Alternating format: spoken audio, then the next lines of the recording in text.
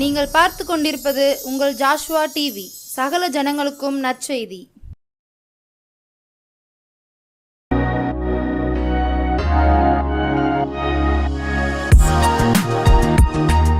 சேனைகளின் கர்த்தராம் இயேசு மகாராஜன் தந்த இந்த நல்ல நாளில் மறுபடியுமாய் உங்களோடு பேசுவதிலே மிகுந்த சந்தோஷம்.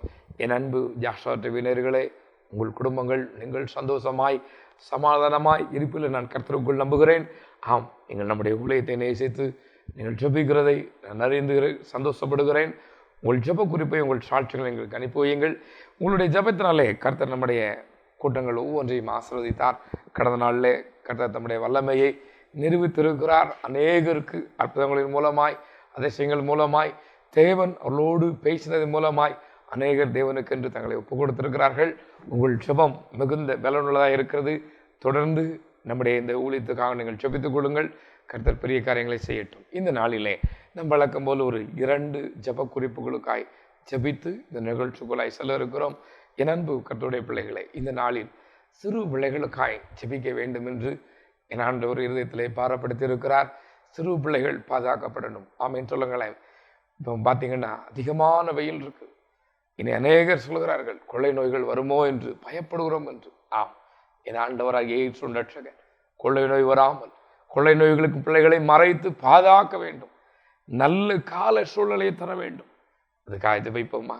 அநேகர் இப்போ ஒரு 2 வாரத்துக்கு மட்டும் யார் மேலே ஒரு தாயார் என்னிடம் வந்து சொல்லுகிறார்கள், ஐயா, என் பிள்ளை சின்ன பிள்ளைங்களா இருக்கு, லீவு விட்டா எங்க போவான் என்ன செய்வாமனே தெரியாது ஐயா, எப்போ லீவ் விடாமல் பயமா இருக்கியாங்க, லீவே இன்னும் ஆரம்பிக்கல.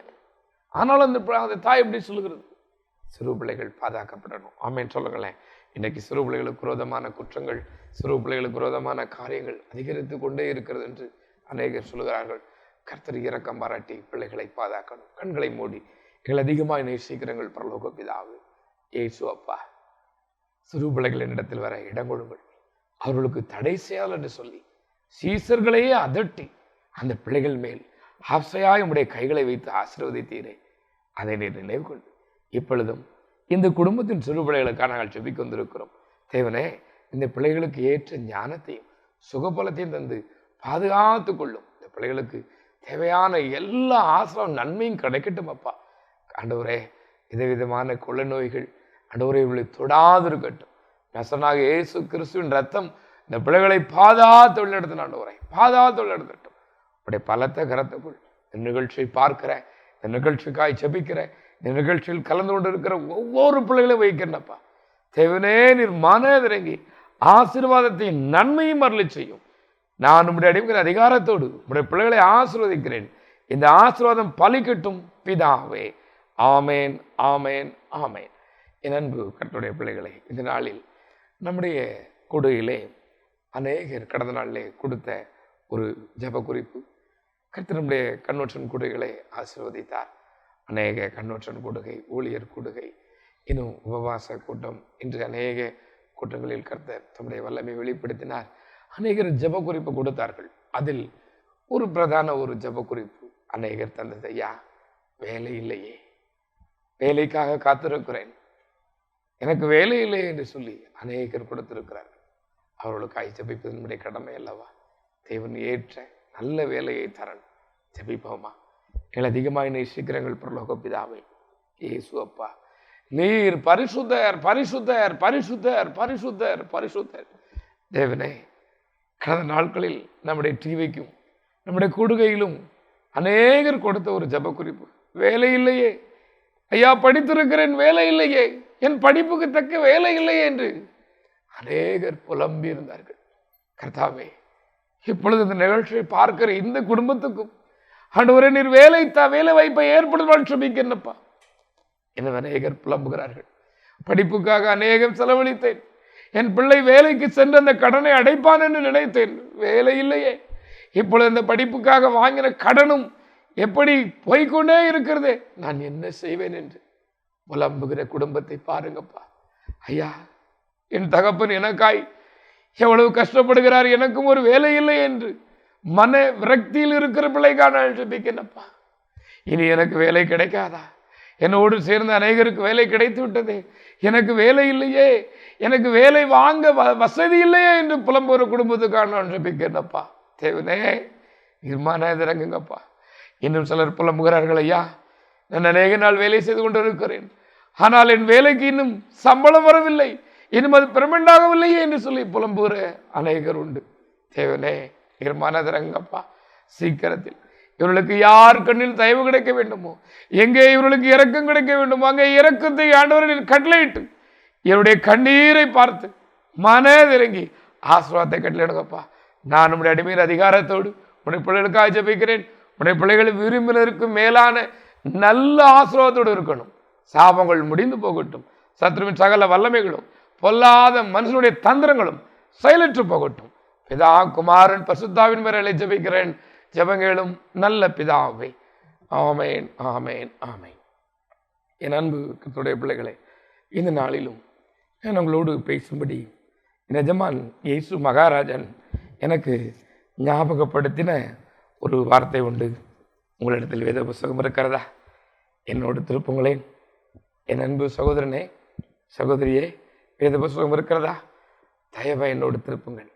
ரோமரில் என்ன நிருபம், ரோமர் 5ஆம் அதிகாரம் எடுத்து விட்டீர்களா? ரோமர் 5ஆம் அதிகாரம் 8வது வசனம் விதமாய் சொல்கிறது, நாம் பாவிகளாய் இருக்கையில் கிறிஸ்து நமக்காக மரித்ததினாலே தேவன் நம்மேல் வைத்த தமது அன்பை விளங்க பண்ணினார். என் அன்பு கர்த்தருடைய பிள்ளையே, தேவாதி தேவன் மரித்தார் என்பதும் உண்மை. உண்மைதான் ஐயா. ஆம், அதை யாராலும் மறக்கவும் முடியாது, மறுக்கவும் முடியாது. இன்றைக்கு நாம் எழுதுகிற ஒவ்வொரு நாள் டேட்டிலும் அவர் பிறந்தார், மரித்தார் என்று இருக்கிறது. ஆம்,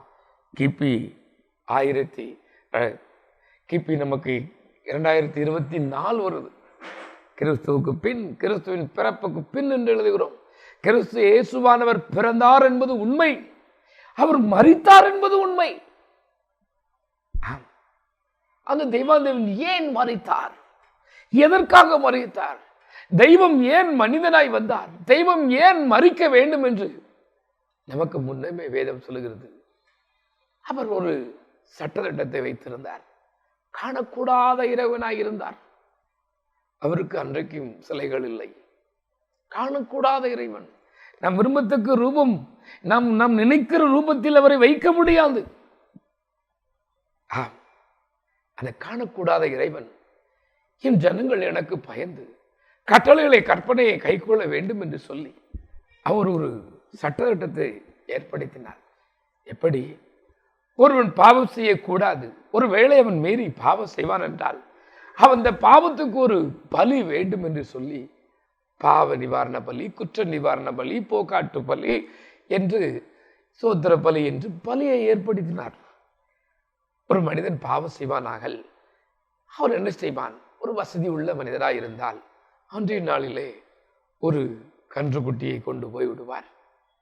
இல்லையேல் ஒரு ஆட்டுக்குட்டியை கொண்டு போய் விடுவார்.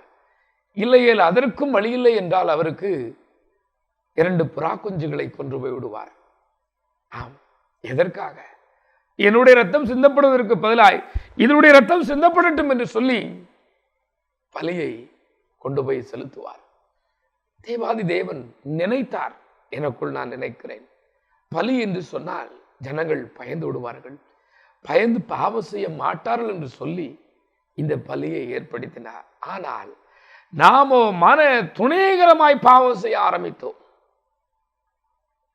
அவ்வளவுதான், பாவம் செய்வோம், இன்றைக்கு பாவம் செய்வோம், நாளைக்கு ஆசாரியத்தில் கொண்டு போய் ஒரு கன்றுக்குட்டியை கொண்டே கொடுப்போம், இல்லையேல் ஒரு ஆட்டுக்குட்டியை கொண்டு கொடுப்போம், இல்லையேல் 2 புறா குஞ்சுகளை கொண்டே கொடுப்போம் என்று சொல்லி பாவத்தை தண்ணீரை போல பருக நாம் ஆரம்பித்து விட்டோம்.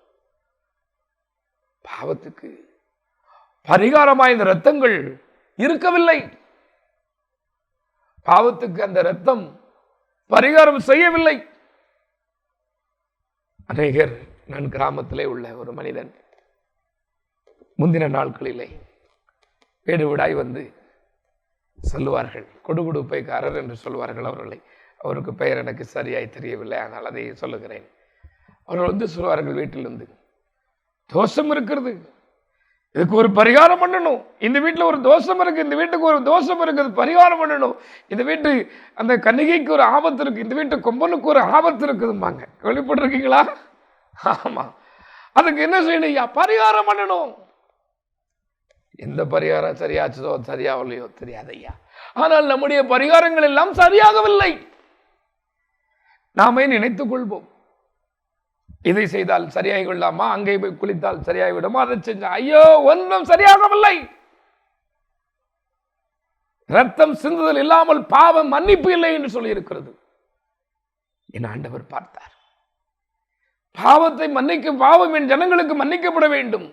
ஆனால் அந்த இரத்தம் பரிசுத்தமாக இருக்க வேண்டும், அது மனப்பூர்வமான ஒரு இரத்தமாக இருக்க வேண்டும். என் ஜனங்களுக்காக நான் மறுக்கிறேன் என்று சொல்ல வேண்டும். யார் சொல்லுவார்? யார் சொல்லுவார்? யாராவது நமக்கு சொல்வார்களா?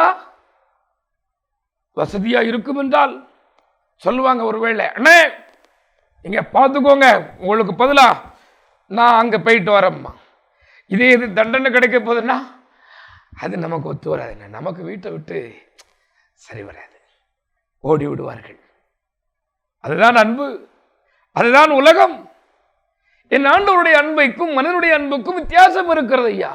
மனிதனுடைய அன்பு வசதி இருக்கும் போது இருக்கும். நான் என்னுடைய செய்தியில் ஒவ்வொன்றிலும் சொல்வேன், நீங்கள் கேட்டிருக்கலாம்.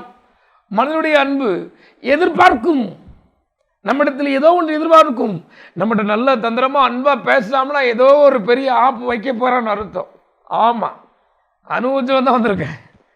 ஆமா ஐயா, டி பெருசா மாப்பிள அப்படின்னா அங்க பெருசா ஏதோ தோண்டி வச்சிருக்கிறான். நீங்க சொன்னா நான் தட்டுவேனா?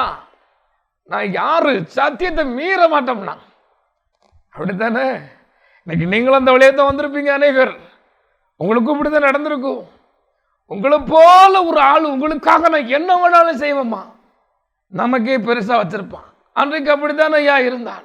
இந்த மனிதன் தேவனுக்கு பிரியமில்லாதை செய்து தேவனுக்கும் மனிதனுக்கும் பிளவை உண்டு பண்ணி கொண்டு இருந்தான். இதை ஆண்டவர் பார்த்தார். காணக்கூடாத இறைவன் பார்த்தார், காணக்கூடாத இறைவன் பார்த்தார். இவர்களுக்கு பயமில்லை, பாவ பலியை குறித்து பயமில்லை, ஆனால் சட்டம் இருக்கிறது. இந்த பலியை நிவர்த்தி செய்ய வேண்டும் என்றால் நாம் மனிதனாய் பிறக்க வேண்டும் என்று சொல்லி மனித அவதாரம் எடுத்தார் ஐயா. மனித அவதாரம் எடுத்தவர். நான் அடிக்கடி சொல்வேன், ஒரு பெரிய பணக்கார வீட்டில் பிறந்திருக்கலாம், ராஜாவின் வீட்டில் பிறந்திருக்கலாம், பிரபுக்கள் வீட்டில் பிறந்திருக்கலாம். அன்றைக்கு அநேக பிரபுக்கள் எருசலேமிலே தங்கியிருந்தார்கள். கிறிஸ்துவ ரட்சகர் எங்கள் வீட்டில் தான் பிறப்பார், எங்கள் வீட்டில் தான் பிறப்பார்னு சொல்லி தன்னுடைய பிள்ளையை, தன்னுடைய முதல் பிறந்த பெண் பிள்ளையை கர்த்தருக்கு பரிசுத்தம் என்று சொல்லி கர்த்தருக்கு என்று வளர்த்தார்கள். அவர்களை ஒரு உலக பிரகமான தீட்டு இல்லாமல் அவர்கள் சாப்பிடுறது, நம்முடைய சாப்பிட்டதுக்கு அப்புறம் அவங்க சாப்பிட மாட்டாங்க. அவங்க சாப்பிட்ற பிளேட் பரிசுத்தமாக இருக்கும். அவங்க ஏறுற கழுதியில் வேற யாரும் ஏற மாட்டாங்க. அவங்க குடிக்கிற அந்த செம்புல வேற யாரும் தண்ணி குடிக்க மாட்டாங்க. இப்படி தங்களை உலகத்தின்படி பரிசுத்தப்படுத்தி என்னுடைய பிள்ளையின் வயிற்றில் தான் இந்த தெய்வம் பிறப்பார் என்று காத்து கொண்டிருந்தார்கள். ஆனால் நிஜமான இயேசு மகாராஜன் ஒரு ஏழை தச்சருடைய வீட்டை தெரிந்து கொண்டார். ஒரு ஏழையை சிநேகித்த தெய்வம், ஏழைகளுக்காய் வந்த தெய்வம் ஏழை தச்சருடைய வீட்டை தெரிந்து கொண்டு அந்த கன்னிகைக்கு மகனாய் பிறந்தார். கன்னிகையின் இடத்தில் பிறந்த ஒரே ஒரு தெய்வம் நிஜமான இயேசு மகாராஜன். பிறப்பும் பரிசுத்தம் ஐயா, பிறப்பும் பரிசுத்தம். அந்த பரிசுத்த தெய்வம் மனித அவதாரம் எடுத்து அவர் எடுத்ததின் நோக்கமே பாவிகளை ரட்சிக்க. யாரை ரட்சிக்கத்தான்? ஒருவேளை உங்களை பார்த்து பாவின்னு சொல்றாங்களா? அண்ணே அக்கா, உன் குடும்பமெல்லாம் ஆவாது, உங்க அப்பா யாரு, உங்க அம்மா யாரு அப்படின்னு சொல்லி உன்னை ஏளனப்படுத்துகிறார்களா? பயப்படாதேம்மா, பயப்படாதே என் அன்பு சகோதரனே. ஐயா, தேவாதி தேவன் சொல்லுகிறார், பாவிக்கு புகலிடம் இயேசு ரட்சகர் தான். வேதத்திலே விதமாய் இருக்கிறது.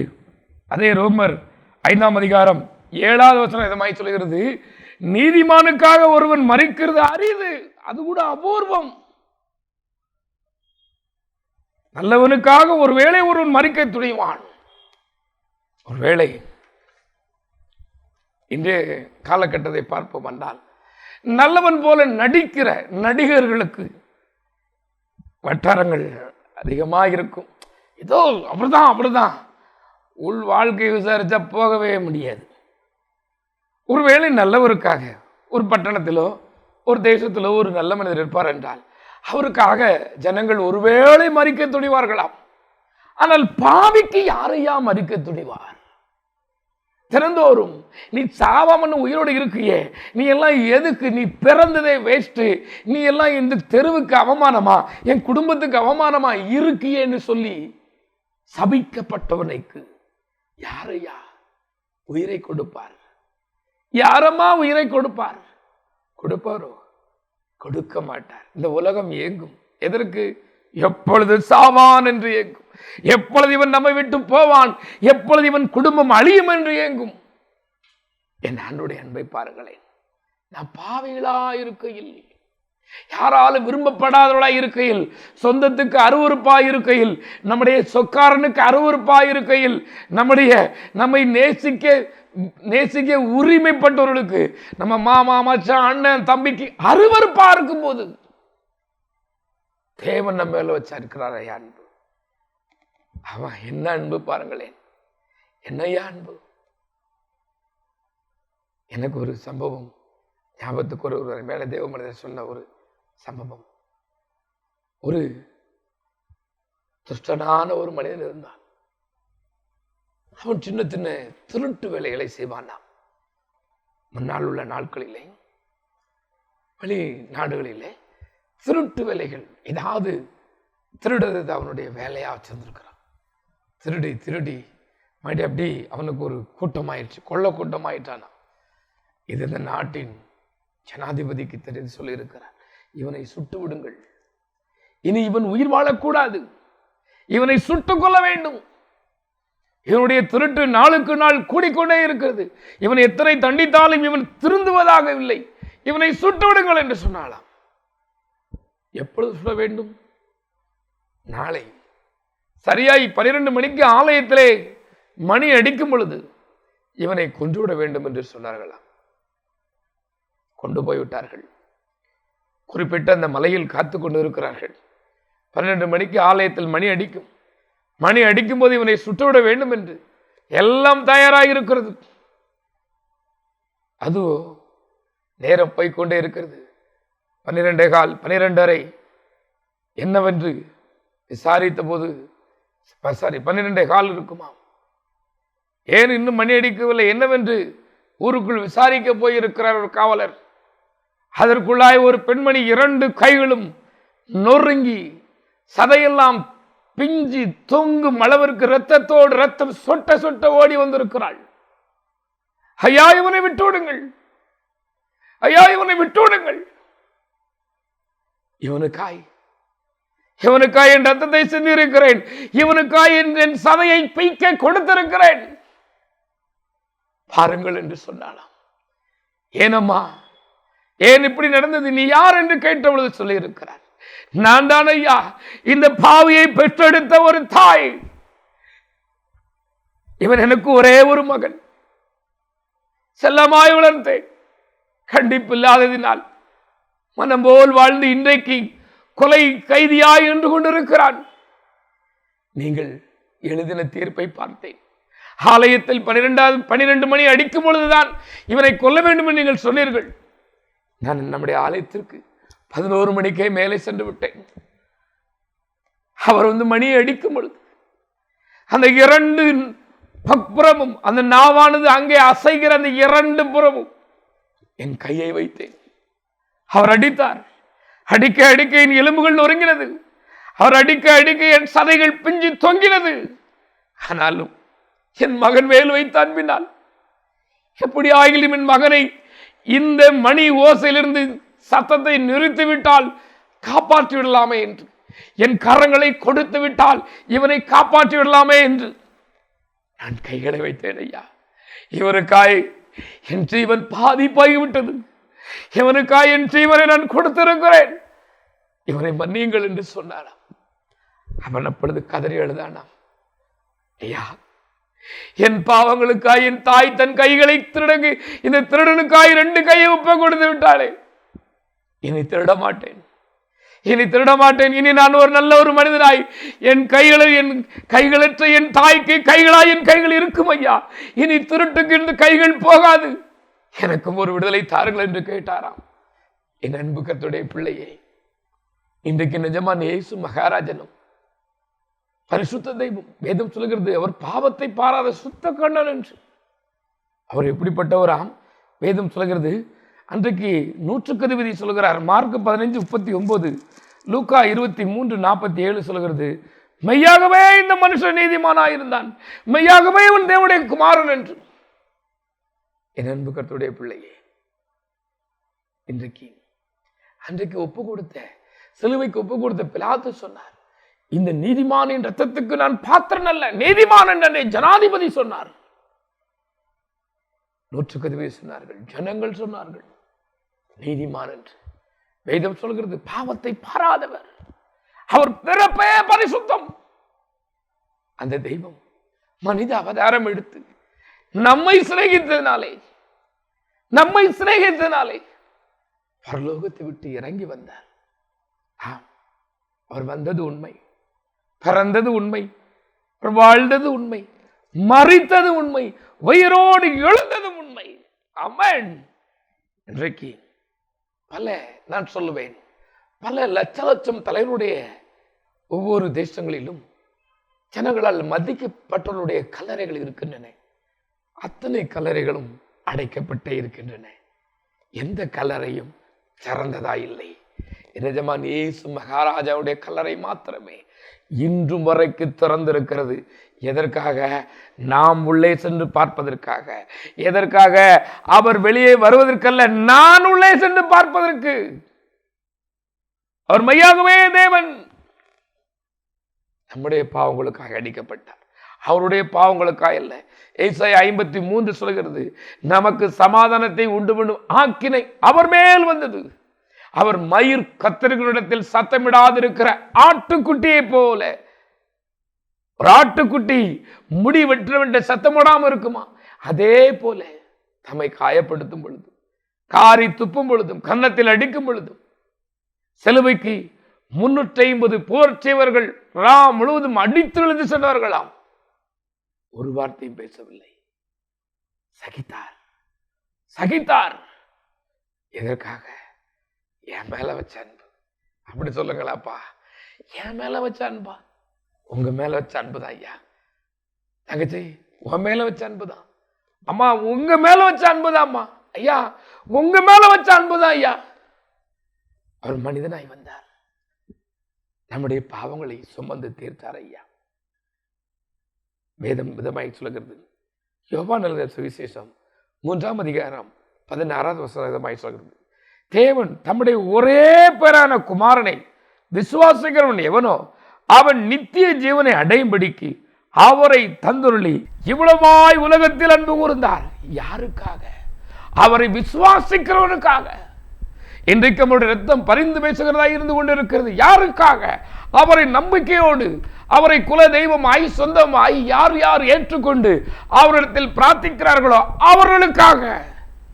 வேதம் சொல்லுகிறது, ரோமர் 8ஆம் அதிகாரத்தில் சொல்கிறது, அது எப்படி எனில், மாம்சத்தினாலே பலவீனமாய் இருந்த நியாயப்பிரமாணம் செய்யக்கூடாததை தேவனே செய்யும்படிக்கு தம்முடைய குமாரனை பாவ மாம்சத்தின் சாயலாகவும் பாவத்தை போக்கும் பலியாகவும் அனுப்பி மாம்சத்திலே பாவத்தை ஆக்கினைக்குள்ளாக தீர்த்தார்.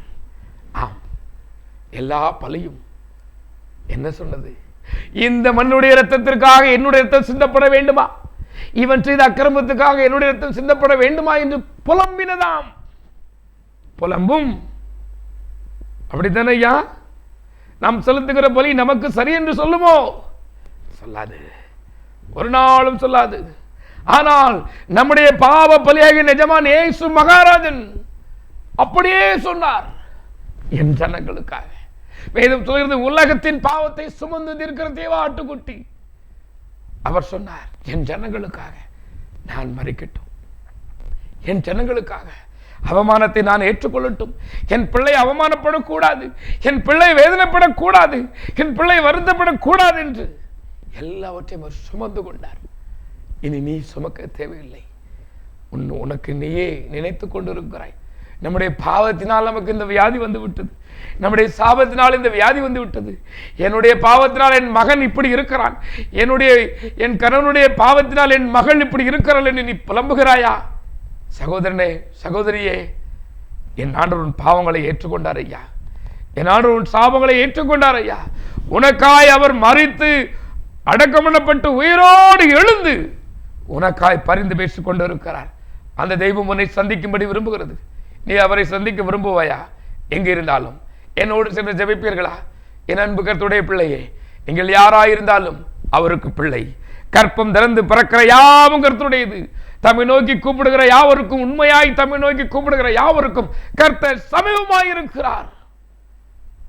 அவருடைய நாமத்தின் போய் விசுவாசம் உள்ளவர்களாய் அவர்களை ஏற்றுக்கொள்ள எத்தனை பேர்களோ அத்தனை பேர் உங்களுடைய பிள்ளைகளாகும்படி அதிகாரம் கொடுத்த வேதம் சொல்கிறது. நீ அவருடைய பிள்ளைதாம்மா. அவரை விட்டு தூர போயிட்டியா? ஒருவேளை தேவன் தந்த ரட்சிப்பை, இலவசமாய் தந்த ரட்சிப்பை நீ இழந்து போய்விட்டாயா? இந்த ஆண்டு நீ ஒருவேளை நினைக்கலாம், ஐயோ என் மனம் போல் வாழ்ந்து விட்டேனே, ஊழியத்துக்காக என்னை ஒப்பு கொடுத்தேனே, ஊழியம் செய்யவில்லை என்று நினைக்கிறாயா? ஒருவேளை நீ நினைக்கலாம், கர்த்தருக்கு நான் ஒப்பு கொடுத்தேனே என்று. அவருக்காக நீ என்ன செய்தாய்? என் ஆண்டவர் சொல்கிறார், பயப்படாதே, இன்றைக்கு அறிக்கையிடு. உன் பாவங்களுக்காய் ஒருவர் மரித்தவர் இருக்கிறார். உன் சாபங்களை சுமந்தவர் இருக்கிறார். நாம் நல்லவங்களா இருக்கும் போது இல்லையா, பாவிகளா இருக்கும் போது அனுபவிச்ச ஒரே ஒரு தெய்வம் ஐயா. ஒரே ஒரு தெய்வம் பாவிகள் மேல் அனுபவித்தவர் ஐயா. யாரும் கவனிக்கப்படாதவர்கள் மேல், எல்லாரும் வெறுக்கப்பட்டவர்கள் மேல் அனுபவித்து நமக்காய் சிலுவையிலே கடைசி சொட்டு ரத்தத்தையும் சொட்ட அந்த ரத்தம் முழுவதும் அடிய ஒரு வார்த்தையும் பேசாமல், ஐயோ என்னை அடிச்சு விளங்கக்கூடாது அப்படி இப்படி நம்மளால என்னெல்லாம் சொல்லுவோம், அப்படிலாம் சொல்லலையா. முதல் வார்த்தையா சொன்னார், பிதாவே தாங்கள் செய்கிறது இன்னதென்று அறியாது இருக்கிறார்கள் சொன்னார். நான் எதுக்காக வந்தேனே உங்களுக்கு தெரியலப்பா. என்னை இவங்க அடிச்சுட்டு பெருசா நினைக்கிறாங்க, நான் வந்ததே இதுக்கு தானே இவங்களுக்கு தெரியலையேன்னு சொல்லி என் எஜமான் கடைசி சொட்டு ரத்தத்தையும் மனப்பூர்வமாய் கொடுத்தார். இந்த தேவாதேவரிடத்தை இன்னும் நீ அண்டிக் கொள்வாயா? உன்னை நேசிக்கிற ஒரு தெய்வம் இருக்கிறார். உன்னை ஆசீர்வதிக்க, உன்னை உயர்த்த, உன்னை நீ நினைக்கிறதுக்கு மேலான இடத்தில் உன்னை வைத்து அழகு பார்க்க விரும்புகிற தெய்வம் இருக்கிறது ஐயா. இதே ரட்சகர். அவரிடத்தில் உன் இருதயத்தை திருப்புங்கள். ஒரு பிள்ளையை போல, அப்பா என்னை ஏற்றுக்கொள்ளுங்கள் சொல்லுங்க. அப்பா என்னை ஏற்றுக்கொள்ளுங்கள், பாவங்களை மன்னிங்க, இனி உமக்கு பிரியமான வாழ்வப்பா, இனி ஒழுங்கா சபைக்கு போவப்பா, ஒழுங்கா ஆராதனை கலந்து கொள்ளுவப்பா, நான் பிரியமா வாழ்வேன்னு சொல்லுங்களா. இந்த தெய்வன் உங்கள் குறைகள் எல்லாம் நிறைவாக்கும்படி கர்த்தாவே, யார் யார் வியாதியோடு இந்த நிகழ்ச்சியை பார்த்து கொண்டு இருக்கிறார்களோ அத்தனை பேருக்கு நீர் மனதிறங்கி வியாதியை நீக்கி போட்டும். யார் யார் ஐயா நான் முன்னால் அபிஷேகம் பெற்றேன், இப்பொழுது அந்த அபிஷேகம் எனக்கு இல்லையே, அந்த ஜெப ஆசை எனக்கு இல்லையே, அந்த ஜெப வாஞ்சை எனக்கு இல்லையே, வேத வாசிப்பு எனக்கு இல்லாமல் போய்விட்டதே, என் நேரம் முழுவதும் வீணாய் கழிகிறது என்று யாராவது இருதயத்தில் புலம்பால் என்றால் அவர்கள் மேல் உடைய கரம் நீட்டப்படுவதாக. உடைய வல்லமை வெளிப்படட்டும் அப்பா, உடைய வல்லமை வெளிப்படட்டும். மகிமை மகிமை இழந்து போன அபிஷேகத்தை பெற்றுக்கொள்ளட்டும். இழந்து போன ஆசீர்வாதங்கள் வரட்டும். இயேசுவின் நாமத்தினாலே தடைப்பட்ட நன்மைகள் எல்லாம் வரட்டும். நசரேயனாகிய இயேசு கிறிஸ்து ஜீவிக்கிறார் இருக்கு. உம்முடைய பிள்ளைகள் சாட்சிகளாய் மாறட்டும். இயேசுவின் மூலம் பிதாவே.